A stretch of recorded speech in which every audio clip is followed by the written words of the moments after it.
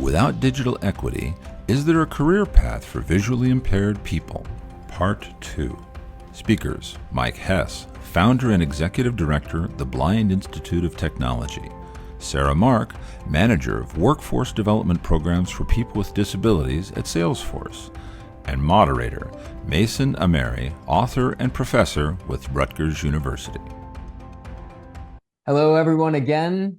Thank you for sticking with us for the second part of today's SightTech Global discussion. I'm Mason Ameri, professor at Rutgers Business School, and it's been inspiring to see the insights that Sarah and Mike have shared on creating accessible opportunities in the workplace. In this next session, we're going to dive into something more practical as far as strategies behind inclusive hiring and explore how businesses can rethink traditional approaches to better welcome job candidates with disabilities or people with disabilities in general.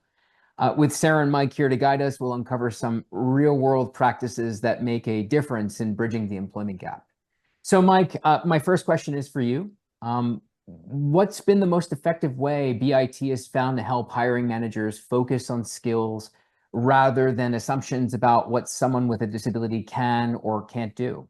A great question. So we are the only nationally recognized registered apprenticeship program per the Department of Labor in DC for people with disabilities, to include the blind and low vision community. So there are a lot of programs that are out there that are very, kind of neurodivergent. And again, these are all great programs. But again, as I mentioned, our program is pan disability.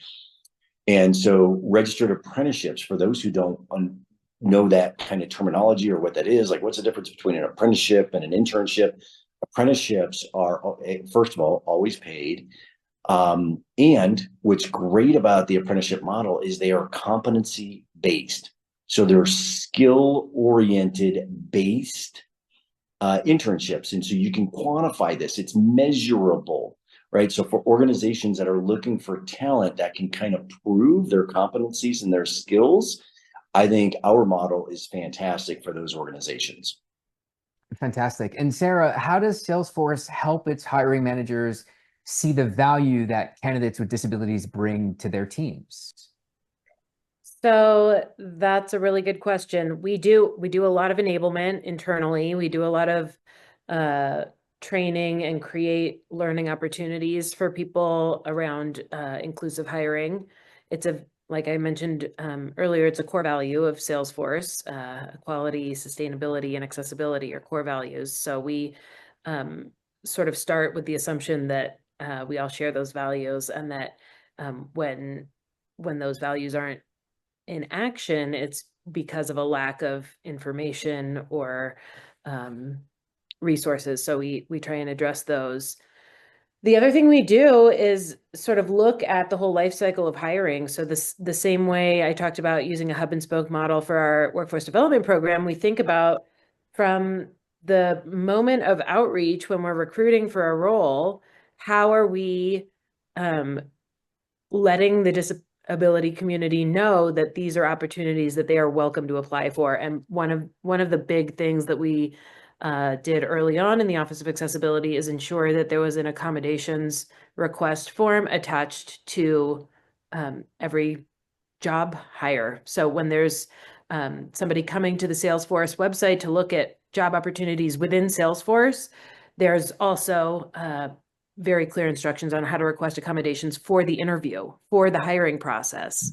So we're not saying after you get the job, maybe then it's safe to tell us that you have a disability and to ask for a reasonable accommodation. We want you to ask for that accommodation up front in the hiring process so that you're getting an equal opportunity the same way everyone else is. Right. Right. And Mike, in speaking about creative interview approaches, are there any that you would recommend to help employers really see people's abilities firsthand? So it's a great book that just came out. I was at a employment summit.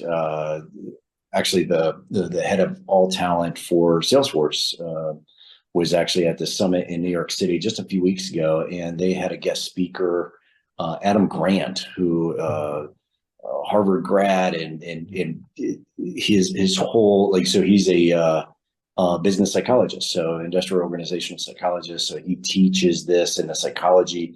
In his latest book, kind of a plug for this book, but it gives so many great tips on exactly this. His book is called Hidden Potential. And he gives all kinds of amazing tips on like what organizations in real life organizations who are embracive of inclusion, to include people with disabilities, how they can do this, right? Like, so these are practical tips. These are not like these are not high dollar tips. Again, it's going back to the intentionality of it. So there are a lot of tips in his book, Hidden Potential. However, like something that we do, so when we serve, let's say, people who are neurodivergent, we ask them right away. So like in our intake process, like, so because again, we're a buy for of the people. You have somebody with a disability, and right away, like we're saying, hey, by the way, I've been legally blind or blind my entire life. Do you identify with a disability? We immediately help people feel just a little more comfortable with that situation, because you don't get that in our world that often. And so then they're like, well, yeah, actually, I'm neurodivergent. I've got ASD, autism spectrum disorder, whatever it might be, dyslexia, whatever that condition might be. So for those individuals, we say, okay, for the next round of interview, we actually have a series of questions. They're going to be about 20 questions. Would you like those questions in advance? Like, simple. This is such a simple, like, there's no dollar. It's just being intentional, right? And those individuals, most of them, not all of them, because I don't want to speak like, oh, this solves for everybody with ASD. Wrong assumption. We just ask the question though, right? And some absolutely take advantage of that accommodation, and some may not. Right. And those little adjustments could be complete game changers, to your Absolutely. point. Sarah, my final question, from your experience, how can companies keep their hiring practices fair while also making the necessary adjustments to support people with disabilities? Well, the first thing I want to say is don't assume that your hiring process is fair. I think everybody would like to believe that they have eradicated stigma and implicit bias from their psyche and from their organization. And the truth is, you probably have not quite gotten there yet. And if you're scared to admit that, you can't be addressing it. So to take a look at where there might be gaps, you have to be willing to acknowledge there might be gaps. And again, I'm like a broken record, but hire people with disabilities, because they will help you see where the gaps are, help you identify what's missing, and help you identify any unfair practices that might be in place. Absolutely. Exposure leads to a sense of comfort and understanding, if anything, right, of the tremendous value that people with disabilities bring to the table.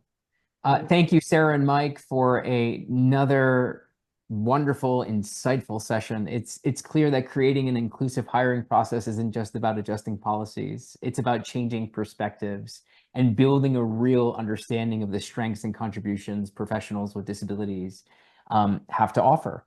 A huge thank you to SightTech Global for making today possible, and to everyone here for your engagement and support.